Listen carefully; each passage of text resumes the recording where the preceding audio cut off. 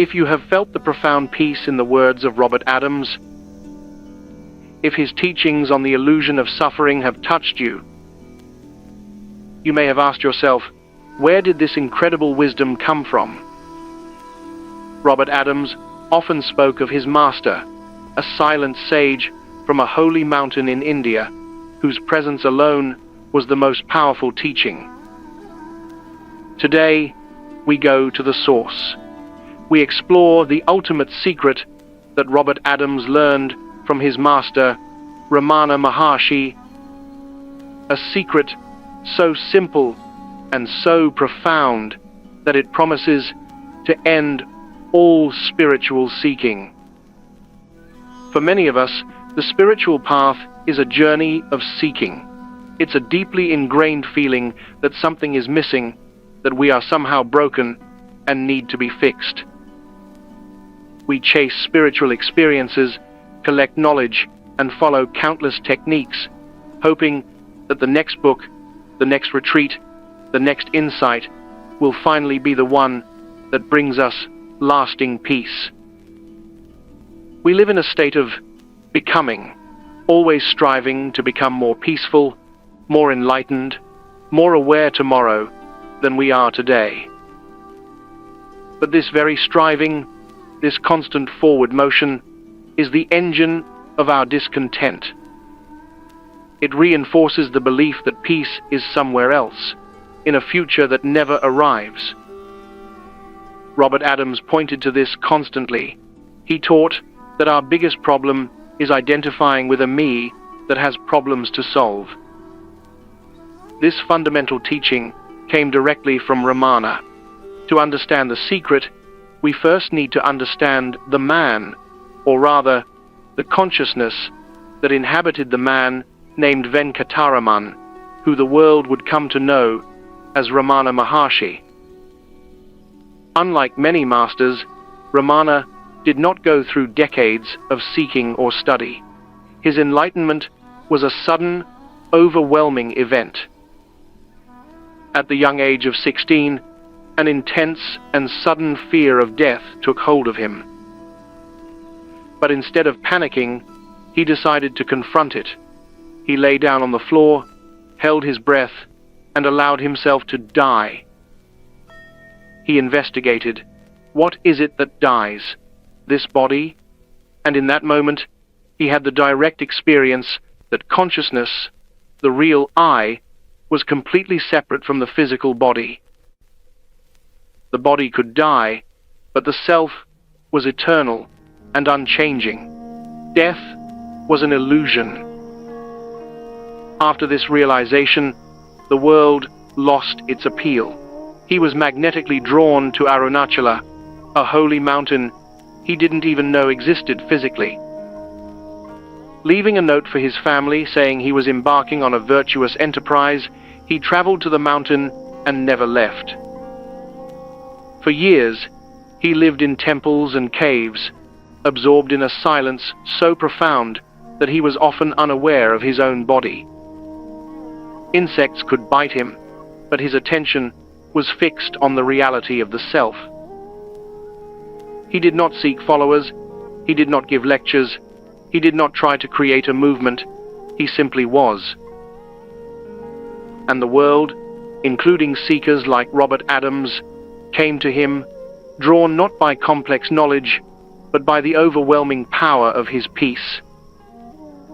By his silent presence that spoke louder than any words. In that silence, he embodied a powerful truth. In his own words, there is neither creation nor destruction, neither destiny nor free will, neither path nor achievement. This is the final truth. So, what was the secret that Robert Adams learned?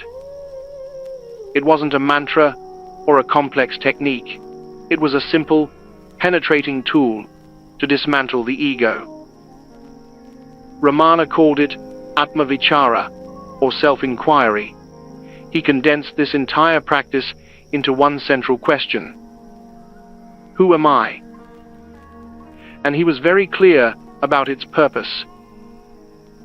The question, who am I, is not really a question. It is a tool to focus the mind and turn it back on itself. As Ramana explained, this is not a question to be answered by the mind. The mind is a wonderful servant, but a terrible master.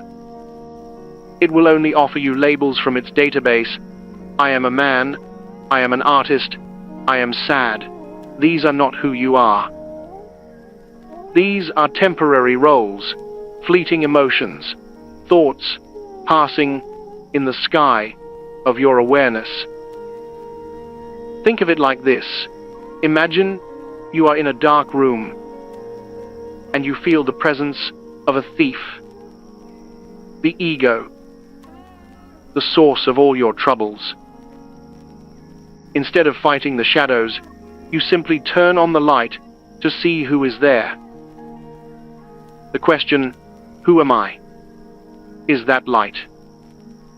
When a thought or feeling arises, especially the root feeling of I, the ego, you simply turn the light of your attention onto it and ask, to whom does this thought arise? It arises to me. Who am I? Don't look for a verbal answer. Follow the feeling of I back to its source, the way you would follow a thread back to its spool. You trace it inward into the silent, aware space in your spiritual heart from which it springs. This is how all seeking ends. The search for happiness is always conducted by a me that feels incomplete. But when you continuously shine the light of inquiry on this me, you discover a shocking truth. There is no thief. There never was. The me you thought you were has no real substance. As you rest in the source of the I thought, you discover what you have always been. Pure, peaceful, whole consciousness. You realize that what you were looking for is the very essence of what you are. You stop being a frantic wave in the ocean, desperately trying to find water. In a moment of profound recognition, you realize you are the ocean. And the peace that follows is not a fleeting state. It is the recognition of your eternal nature. Ramana taught that this inner work is not a selfish act. He said, your own self-realization is the greatest service you can render the world.